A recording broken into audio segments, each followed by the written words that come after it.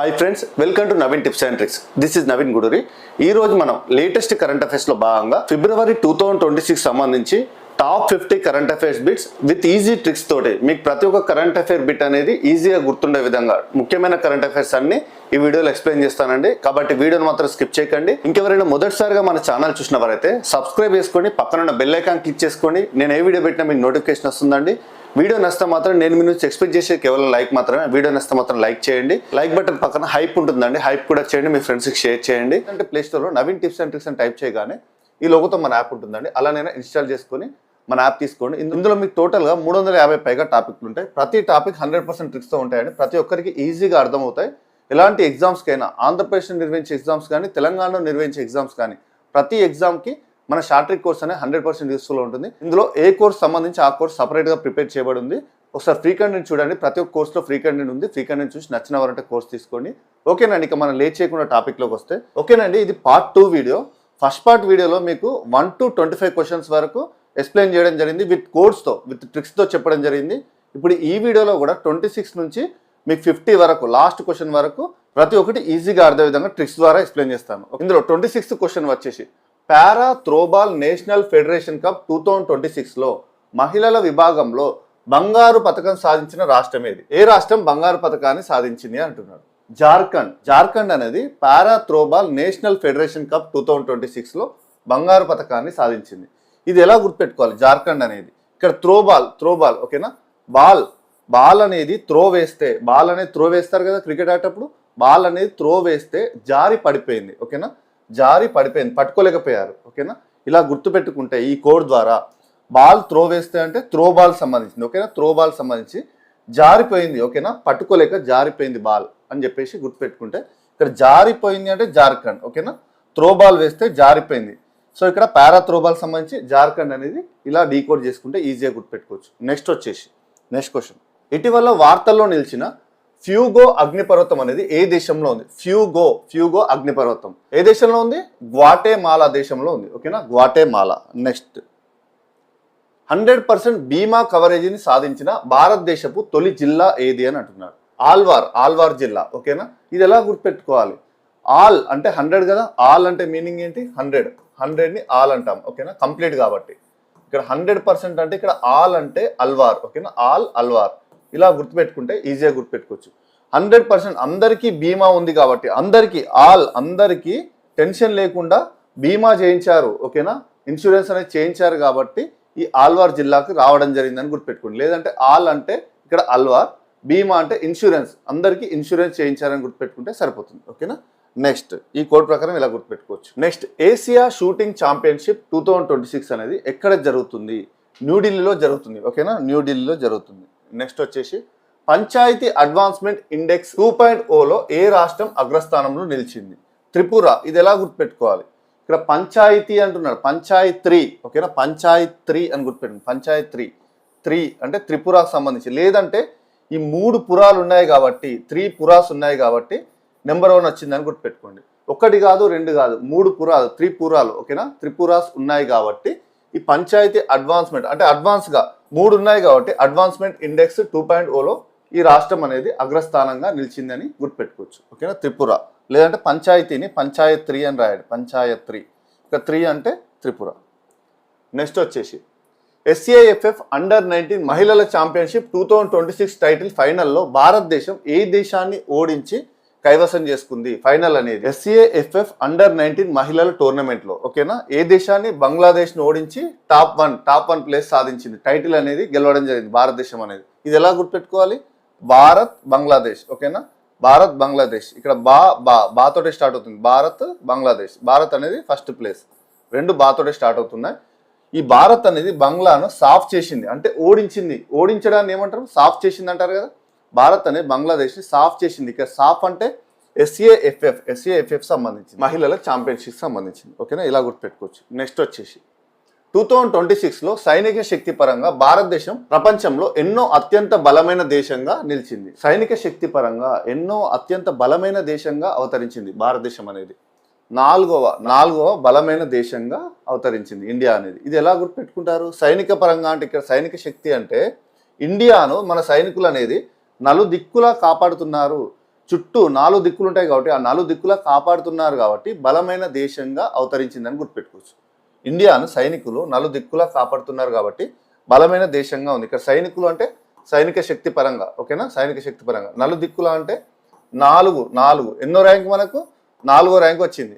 Next వచ్చేసి రాష్ట్రపతి ద్రౌపది ముర్ము ఏ రాష్ట్రంలోని జగదల్పూర్లో బస్తర్ పండుమ్ ఫెస్టివల్ని ప్రారంభించారు. ఓకేనా, బస్తర్ పండుమ్ ఛత్తీస్గఢ్ రాష్ట్రంలో ప్రారంభించడం జరిగింది. బస్తర్ పండుమ్ ఫెస్టివల్ ఛత్తీస్గఢ్ అని ఎలా గుర్తుపెట్టుకోవాలి? రాష్ట్రపతి ద్రౌపది ముర్ము ప్రారంభించింది కదా, రాష్ట్రపతి ద్రౌపది ముర్ము ప్రయాణించిన బస్సు అనేది చెత్తగా ఉందని గుర్తుపెట్టుకోండి. ఈ ట్రిక్ ప్రకారం రాష్ట్రపతి ద్రౌపది ముర్ము ప్రయాణించిన బస్సు అనేది చెత్తగా ఉంది. ఇక్కడ బస్సు అంటే బస్తర్, డీకోడ్ చేస్తే బస్తర్, చెత్తగా ఉంది అంటే చెత్త ఛత్తీస్గఢ్, ఓకేనా, బస్తర్ సంబంధించి ఛత్తీస్గఢ్. ఇది ఇలా గుర్తుపెట్టుకుంటే ఈజీగా గుర్తుపెట్టుకోవచ్చు.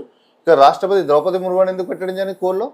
రాష్ట్రపతి ద్రౌపది ముర్ముయే దీనికి సంబంధించి ప్రారంభించడం జరిగింది. భారతదేశంలో అత్యధికంగా ఉన్నిని ఉత్పత్తి చేస్తున్న రాష్ట్రం ఏది? రాజస్థాన్. ఎంత చలి పెట్టినప్పుడు రాజైనా సరే ఉన్ని దుస్తులు ధరించాల్సిందే కదా.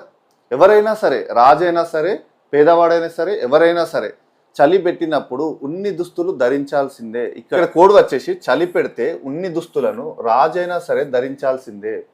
ఇక్కడ ఉన్ని దుస్తులకు సంబంధించి ఇక్కడ రాజైనా అంటే రాజస్థాన్, ఓకేనా, రాజస్థాన్ సంబంధించి భారతదేశంలో అత్యధికంగా ఉన్నిని ఉత్పత్తి చేస్తున్న రాష్ట్రం. ఇలా చిన్న కోడ్ ప్రకారం గుర్తుపెట్టుకోవచ్చు. 2026 to 27 ఆర్థిక సంవత్సరంలో ప్రత్యేకంగా వయోవృద్ధుల బడ్జెట్ని, ఎల్డర్లీ బడ్జెట్ను ప్రవేశపెట్టిన మొదటి భారతీయ రాష్ట్రం ఇది. ఎల్డర్లీ బడ్జెట్ కేరళ రాష్ట్రం అనేది ప్రవేశపెట్టడం జరిగింది.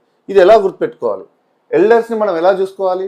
పెద్దవాళ్ళని, ఎల్డర్స్ని ఎలా చూసుకోవాలి? కేర్గా చూసుకోవాలి, ఓకేనా, కేర్గా చూసుకోవాలి. కాబట్టి ఎల్డర్స్ అంటే ఇక్కడ ఎల్డర్లీ బడ్జెట్ కాబట్టి ఎల్డర్స్ని కేర్గా చూసుకోవాలి, ఎల్డర్స్ను కేర్ తీసుకోవాలి. ఇలా గుర్తుపెట్టుకుంటే కేర్ అంటే కేరళ, ఎల్డర్స్ అంటే ఎల్డర్లీ బడ్జెట్ సంబంధించి మొదటిసారిగా ప్రవేశపెట్టారు ఎల్డర్లీ బడ్జెట్ అనేది. ఇది ఎక్కడ, ఏ రాష్ట్రంలో అంటే కేరళ రాష్ట్రంలో ప్రవేశపెట్టడం జరిగింది. ఏసియా షూటింగ్ ఛాంపియన్షిప్ 2026లో 25 మీటర్ల విభాగంలో మను బాకర్ 25 మీటర్ల పిస్టల్ ఈవెంట్లో మను బాకర్ గెలుచుకున్న పథకం ఏది? వెండి పథకం, సిల్వర్ పథకం, ఓకేనా, సిల్వర్ పథకాన్ని గెలుపొందడం జరిగింది. 25 మీటర్ల పిస్టల్ విభాగంలో మను బాకర్ గెలుపొందింది ఏంటి? సిల్వర్ మెడల్, ఓకేనా. మరి ఇది ఎలా గుర్తుపెట్టుకోవాలి? ఈ మధ్యలో రీసెంట్గా బంగారం కంటే ఎక్కువ క్రేజ్ వెండి మీద ఉంది, ఇన్వెస్ట్మెంట్ చేయడం జరుగుతుంది, ఓకేనా. వెండికి వాల్యూ అనేది పెరగడం జరిగింది కాబట్టి సో అందుకే మను బాకర్ కూడా ఈసారి వెండి పథకాన్ని సాధించిందని గుర్తుపెట్టుకోండి, ఓకేనా. సో ఇలా మనం రీసెంట్ ట్రెండ్ ప్రకారం గుర్తుపెట్టుకుంటే ఈజీగా గుర్తుపెట్టుకోవచ్చు. Next, badminton Asia team championship 2026 ఎక్కడ జరుగుతుంది? కింగ్ దావో చైనాలో జరుగుతుంది. చైనా. ఇక్కడ ఇది ఎలా గుర్తుపెట్టుకోవచ్చు? ఇక్కడ బ్యాడ్ కింగ్ అని గుర్తుపెట్టుకోండి. బ్యాడ్ అంటే బ్యాడ్మింటన్, కింగ్ అంటే కింగ్ దావో, ఓకేనా. బ్యాడ్మింటన్ బ్యాడ్ కింగ్ అని గుర్తుపెట్టుకుంటే సరిపోతుంది, ఓకేనా. నెక్స్ట్ వచ్చేసి ఆయుధాల భాగస్వామ్యం మరియు ఆన్లైన్ అభ్యంతరకరమైన ప్రసంగాలను అరికట్టేందుకు ఢిల్లీ పోలీసులు ఏ ఆపరేషన్ను ప్రారంభించడం జరిగింది? ఆపరేషన్ శాస్త్ర, ఓకేనా. ప్లాస్ట్ ఇండియా 2026 ఎగ్జిబిషన్ ఎక్కడ నిర్వహించబడుతుంది? న్యూఢిల్లీలో నిర్వహించబడుతుంది ప్లాస్ట్ ఇండియా, ఓకేనా. నెక్స్ట్, కరప్షన్ పర్సెప్షన్ ఇండెక్స్ 2025లో 182 దేశాల్లో భారతదేశం యొక్క ర్యాంక్ ఎంత? 91వ ర్యాంక్. కరప్షన్ పర్సెప్షన్ ఇండెక్స్ అవినీతి సూచికలో భారతదేశం యొక్క ర్యాంక్ ఎంత అంటే 91వ rank. Next, network readiness index 2025లో భారతదేశం యొక్క ర్యాంక్ ఎంత? 45, ఓకేనా, 45వ ర్యాంక్, ఓకేనా. ఇవి డిజిట్స్ కాబట్టి మీకు కోడ్ అనేది చెప్పట్లేదు, మిగతా మ్యాక్సిమం మీకు అన్ని కోర్స్ ద్వారానే ఈజీగా అర్థం విధంగా చెప్తున్నాను. నెక్స్ట్ క్వశ్చన్ వచ్చేసి భారతదేశపు అత్యంత అతి చిన్న వయస్కుడైన పురుష అనలాగ్ వ్యోమగామి ఎవరు? ఆస్ట్రోనాట్ ఎవరయ్యారు?